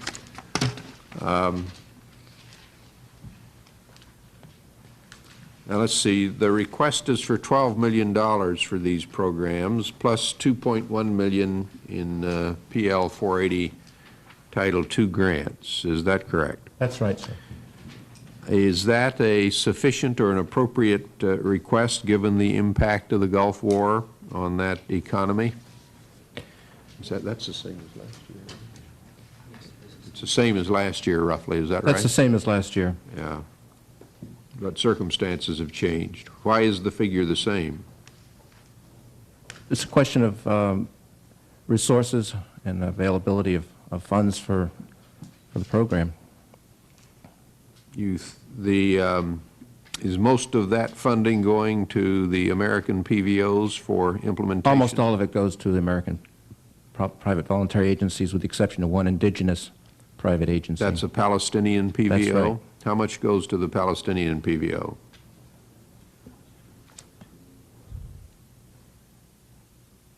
It was about $2 million out of the total. Are you seeking to identify other indigenous PVOs to receive money in the fund? We are seeking to, and in terms of opening up the levels to other entries, we have before us now some proposals from additional agencies. You'd like to see more of that money go through indigenous PVOs? If they are qualified, yes. And are you considering any direct funding to municipalities? Not at this moment. Are you going to provide any funding to UN groups through that program? No, we're not planning to. How many Palestinians now work in Israel? I haven't seen an estimate since the crisis abated, and in fact, there are still intermittent curfews which inhibit the movement of laborers. How many Palestinians were working in Israel before the most recent restrictions? I believe it was about 70,000, sir. And how many are working there today, roughly? Do you know? Would it be I don't know half that. of that? Tenth I don't of know. it? I don't know. 20%? I've seen, the Israeli newspapers have indicated that the number has been cut down dramatically, but I don't have a way of verifying that. Some newspaper reports say that roughly 10% of the Palestinians that used to work in Israel are now able to do so. Does that figure sound reasonable to you? I wouldn't be surprised if that's the case. And do you think that this partial ban is going to continue? I don't know, and we don't have a sense from the Israeli government of its plans. In large part, I think... Do we ask them about those things? We have asked we have specifically made démarches about the economic implications of the curfew and of the security restrictions. Are we encouraging them to let Palestinians work within Israel? We are encouraging a lifting of the curfew and a resumption of normal economic life. I don't want to specifically say that we have encouraged that particular step, although that would be part of the general return to what previously had been economic life. Is it your impression that the immigrants from the Soviet Union are replacing the Palestinians in the Israeli workforce? I've seen newspaper reports to that effect, but I haven't, again, we don't have a good feel for that yet. How is it with this work ban that is in effect, that is apparently rather extensive? I think you agree to that. How do Palestinians earn a living today? The simple answer is that in many cases they do not. How are they surviving? Well, for a long time during this crisis, there's been a serious drawdown of savings. Remittances, as you know, from places where Palestinians had worked in the Gulf dropped off dramatically, in some cases to zero. And as Mr. Whedon indicated before, the governmental transfers from some Arab states to the occupied territories also either dropped off or went down to zero. So they have, Palestinians in the territories have been faced with a rather severe problem, and therefore had to dip into savings for the most part. Can you describe for us the Palestinian life in these regions and how it compares with a few prior to the war, for example? I don't think it would be an exaggeration to say that life in the occupied territories has never been a picnic. During this period in which there have been security restrictions, including the imposition of a curfew in the last month, the daily life, social life, economic life have been further restricted. How would you describe it? Universities remain closed. Would you say that life is quite grim? The having. I mean, the word further restricted doesn't really help me very much. How would you? I just want to kind of get an overall sense of how you look at life in the West Bank today. As an impression, and I would say that's all it is. Yes, grim is probably a good word. Now, there's still a curfew in effect. Is that correct? As I understand it, it's not. It's no longer a 24 or over 20-hour curfew. In many places, the curfew was restricted to evening hours, overnight. So that means that the Palestinians cannot go out of their homes at dark. Is that correct? When it applies in that case, yes. Is it applying now? In most places, I understand that's still the policy. And are people able to get food? Well, to the extent that the businesses have reopened and the grocery stores and so forth have reopened during the daylight hours, food has now become available again. If they're not working, how do they pay for it? Again, out of their own resources, out of savings and borrowings and who knows what else. Are there any problems of people not getting enough to eat in the territories?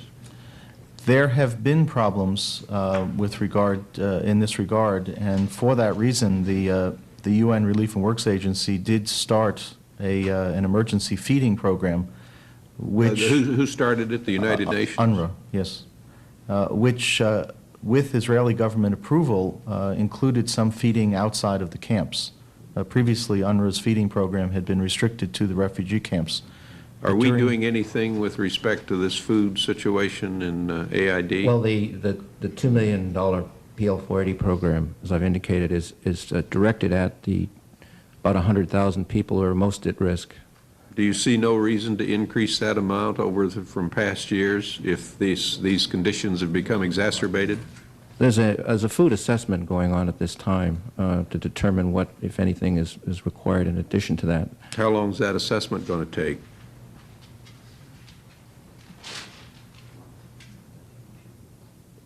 It's, I understand it take about a month to complete.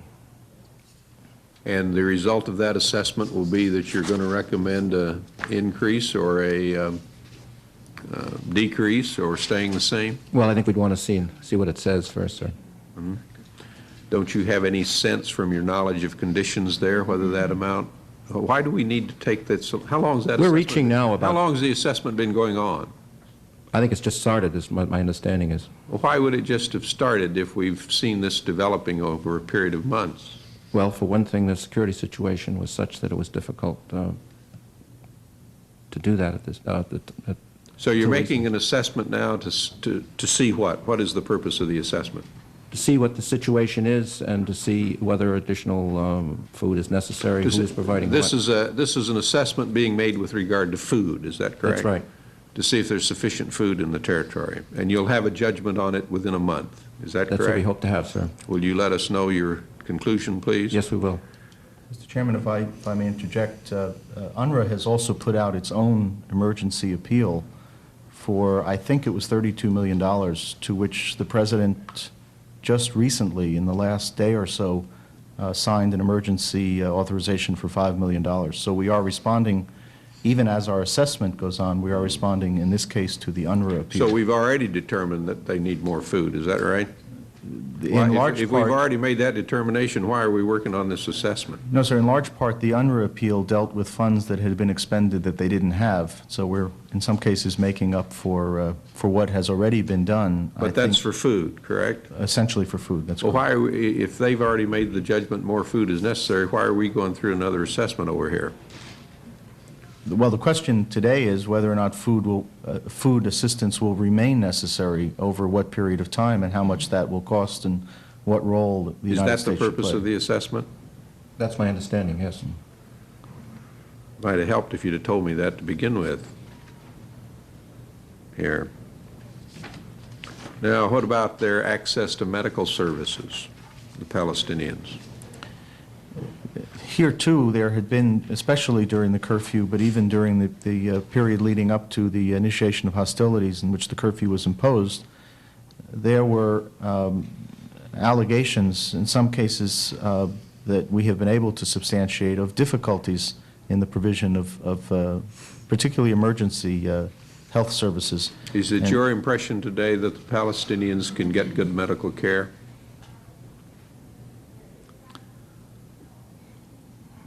It is our impression that medical care has been available, except during the emergency period of the curfew, when there were additional restrictions placed on it. There are different assessments as to whether or not that's good or less than adequate medical care. What is your assessment?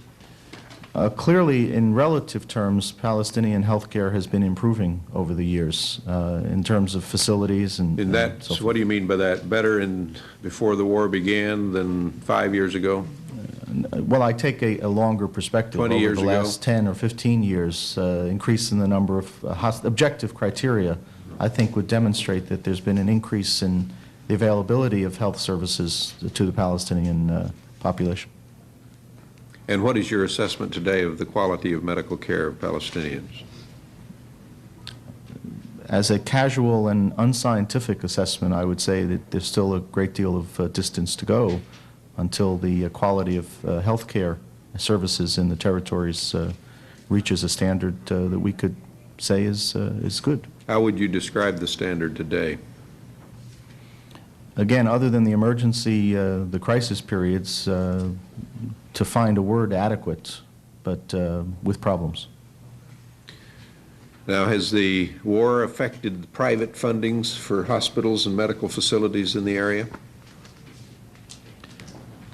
As Mr. Whedon indicated, a large chunk of Arab state money was cut off, and particularly in the case of Kuwait, a lot of Kuwaiti money was going to these kinds of institutions. So they would have. That's been cut off. That's right. Are you making an assessment of the quality of medical services in the region, Mr. Whedon? Yes. What other assessments are you making? You got one on food, you got one on medical services. What else are you doing? That's it. As far as I understand, that's it at the present time. Now, the schools and universities in the West Bank and Gaza, what's the status of their openings now or closing? Before the curfew, the Israeli government had taken steps to reopen two of the universities. All of the universities are now closed, and there is no word as to whether or not the two that had been reopened will reopen again, or any steps will be taken to open all of the universities. What about the other schools down below the university level? As I understand it, again, until the emergency, until the curfew, schools were functioning more or less normally, depending on the security situation in different localities. And today? I believe that part of life has returned to normal, but I Elementary and secondary schools are functioning normally today. Is that correct? I'd have to check, but I think so, sir. And universities? Are closed. Are closed. All universities are closed. Now, we used to talk a lot about, it seems to me, the quality of life of the Palestinians in the West Bank and Gaza, and that was an objective, was it not, of the U.S. government for a period of time? It remains an objective. It used to have capital letters attached to it as a more structured initiative, yes, sir. Has that all been kind of overtaken now because of the Intifada and because of the war? As an objective of the American government to improve the quality of Palestinian life in the territories, no, it has not been overtaken. We remain interested in in seeing Palestinian opportunities, economic, business, health, and so forth expand. Is it your objective then to continue to try to improve the quality of life of the Palestinians Yes, sir. and to maintain a substantial economic assistance program in order to achieve that? Yes, sir. Is that correct? Yes, sir. Do other nations provide any assistance to the West Bank and Gaza on a regular annual basis? Oh, has that been asked? Okay. Well, what are they? Well, roughly about $80 million a year pre-crisis, and since post-crisis, the levels have been raised up to approximately $100 million a year. Coming from where? From UNRWA, UNDP, the EEC, and other bilaterals, mostly Europeans, Dutch, Germans, the UK, Italy. Now, are the Gulf states going to provide any money to these to this area after this war? Well, the money that was coming in before was largely through private sources. Well, what about Kuwait and Saudi Arabia?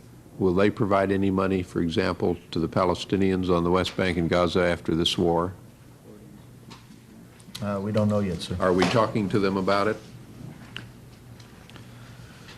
The issue of Palestinians is clearly on the agenda. I don't know specifically if we've asked that question, but I could check. Are we requesting that these governments provide any money to the Palestinians in this area? Let me check and get back to you, sir.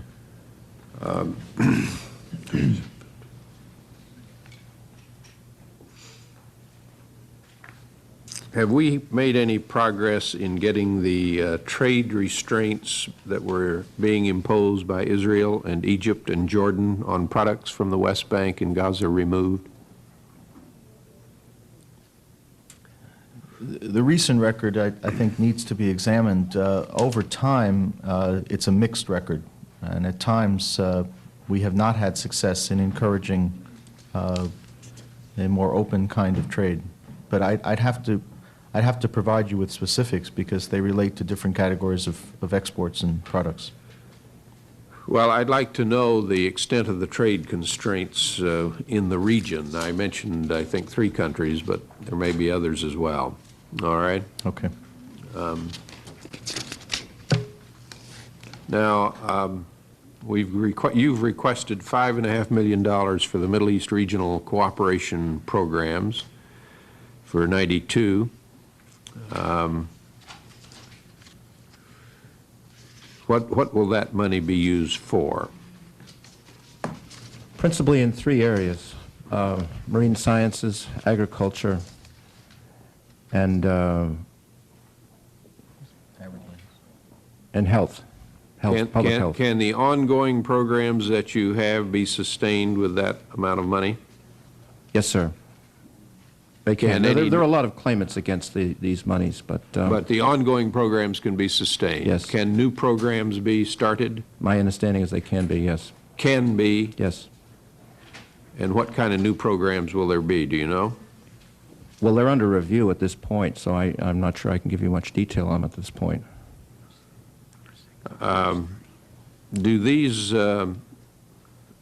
is this money go to the same groups year after year, or do you mix it up and cut it off and put it to other groups? There has been some concern that the same people have been getting money year after year. We have been attempting to open it up now. And are you doing that? You've cut off some groups, have you? There are different applicants being considered at this time. I'm sorry, I didn't hear you. There are new applicants being considered at this time. Have you cut any groups off? I don't think we've cut anyone off. Can you tell us how that money is going to be spent with respect to old groups and new groups? Could I get that for you? Yes. Don't have any choice, do I? Huh?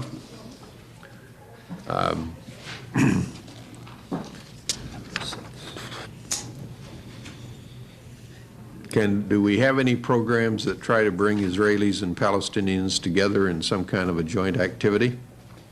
Well, we're mindful of the the encouragement that the Congress gave us to investigate the possibilities for up to $350,000 worth of joint activities. We're inquiring right now with our state colleagues and our embassy and consulate general to see what possibilities are. There do appear to be possibilities. There are no such programs now, is No that such correct? programs at this time. You're looking at them. Is it likely you can get any of them funded in this calendar year and in the new fiscal year? That is, within the next year and a half or so? We're hopeful that we can. You're hopeful. Yes, sir.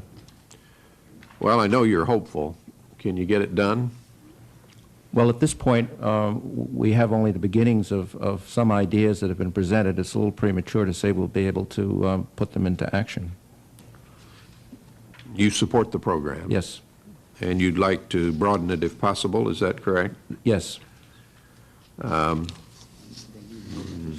You don't need any legislative changes to achieve that? No, I don't believe so. This is something that I think you know. It's one of AID's priorities worldwide as democratic initiatives, and this falls right in that category. Now, we've appropriated about $33.5 million, 85 through 91, on this cooperative development research and cooperative development programs, and they enable Israel to carry out certain development projects and research. What is your evaluation of that program? Our evaluation is that it has worked very well, and therefore the evaluation is positive, sir. And have you made a program evaluation of it? No, the cooperative development research. I'm not aware of that. Well, why do you say it's working well? I mean, on what basis? In the projects that we have seen, and I say this informally because there has not been, as far as I know, a formal evaluation. Things are getting done, and What kind of things are getting done? Well, we've got Israeli advisors working in fruits and vegetables in the Eastern Caribbean, and water policy advisors in Guatemala. In other words, there are a number of activities around the world that are producing results. It's correct to say we'd have to do a formal evaluation, but impressionistically, these things are achieving something. Now, does aid work on this program, or do we just turn it over to the Israelis? No, sir. We're not involved in it. You're not involved in it. You don't have any oversight of it at all. Who disperses this money anyway to these two programs?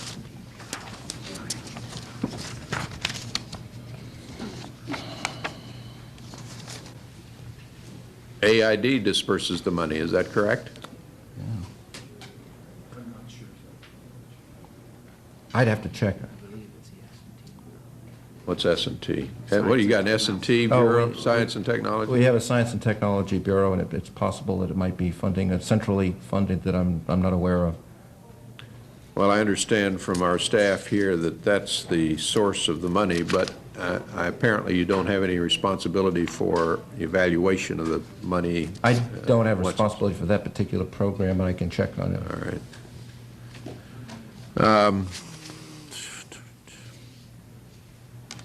Now, this really is, in effect, then, a foreign assistance program of Israel to other countries, correct? Which we help finance. Is that a correct statement? Yes, sir. And it's a small proportion of the Israeli foreign assistance program, is it? I'm sorry, sir. Is it a very... I don't have the numbers of the Israeli assistance program, sir. Yeah, we'd like to have that, I think, for the record. Sure. And now you're not making a request for either the cooperative development research or the cooperative development programs for 92. Is that correct? Or are you?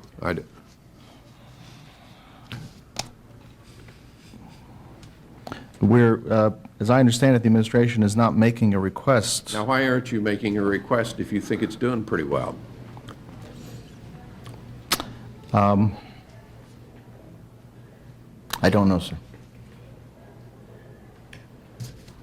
You're not against these programs, No, sir. and your impression is they're working well, That's right, sir. and we're not asking any money for them. I mean, it's difficult for me to understand that. These have been programs which in the past were mandated by, at Congress's initiative, sir. And I can't tell you why it's not in the administration's request. I can check on that. Now, we had money appropriated $5 million for the African-American Hebrew community in Israel. Those funds have not been spent. Am I correct about that? That's correct. Why not? There is still a process underway in which the Israeli government and the community and the United States government are discussing the community's status and where the needs are to which U.S. funds would be addressed. And, but you support the program and you're trying to work out implementation of it, is that correct? That's correct, sir. Okay. Let's see. Well, I have a good many more questions I want to ask, but I'm just told that I've got to be somewhere else, and maybe that's a break for you. Huh? No, sir. This has been very It's been a joy and a delight, hasn't it? That's correct, sir. I've just noticed your unrestrained enthusiasm. Well, I know a lot of these are tough questions. I appreciate that, but we're interested in these programs, and we want to see how you're doing on it. We will still have a number of questions to submit to you, I think especially with respect to some of the military programs that I just didn't get to. What's our markup? We push, what's our? We got to have answers. Yeah. What's the difference? Okay, when can you have answers for us to our written questions? The questions will be submitted today or soon? Yes, sir. You can walk out of it. Huh?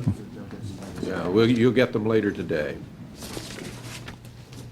We'll turn around as fast as we can, hopefully within days, sir. In what? Within days. How many? I don't want to make a promise about things I have not complete control, but... Well, look, you know our we will problem. put our shoulders We got to a the wheel. markup coming up here in a couple of Yes, weeks. sir. And I never know just what comes up in those markup discussion sessions and the informal sessions that precede them. And your answers are very important here in helping us out. So we need those responses next week. If you can do your very best to get those responses to us by, say, Wednesday or Thursday of next week, we would appreciate it. Okay? Thank you very much. The subcommittee stands adjourned.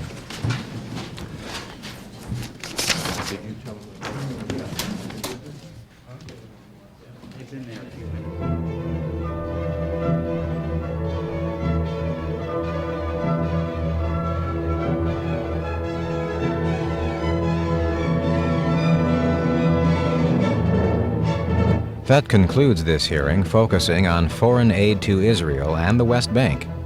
For more information about these proceedings, you may write to the House Foreign Affairs Subcommittee on Europe and the Middle East at Room 359, Rayburn House Office Building, Washington, D.C. The zip code is 20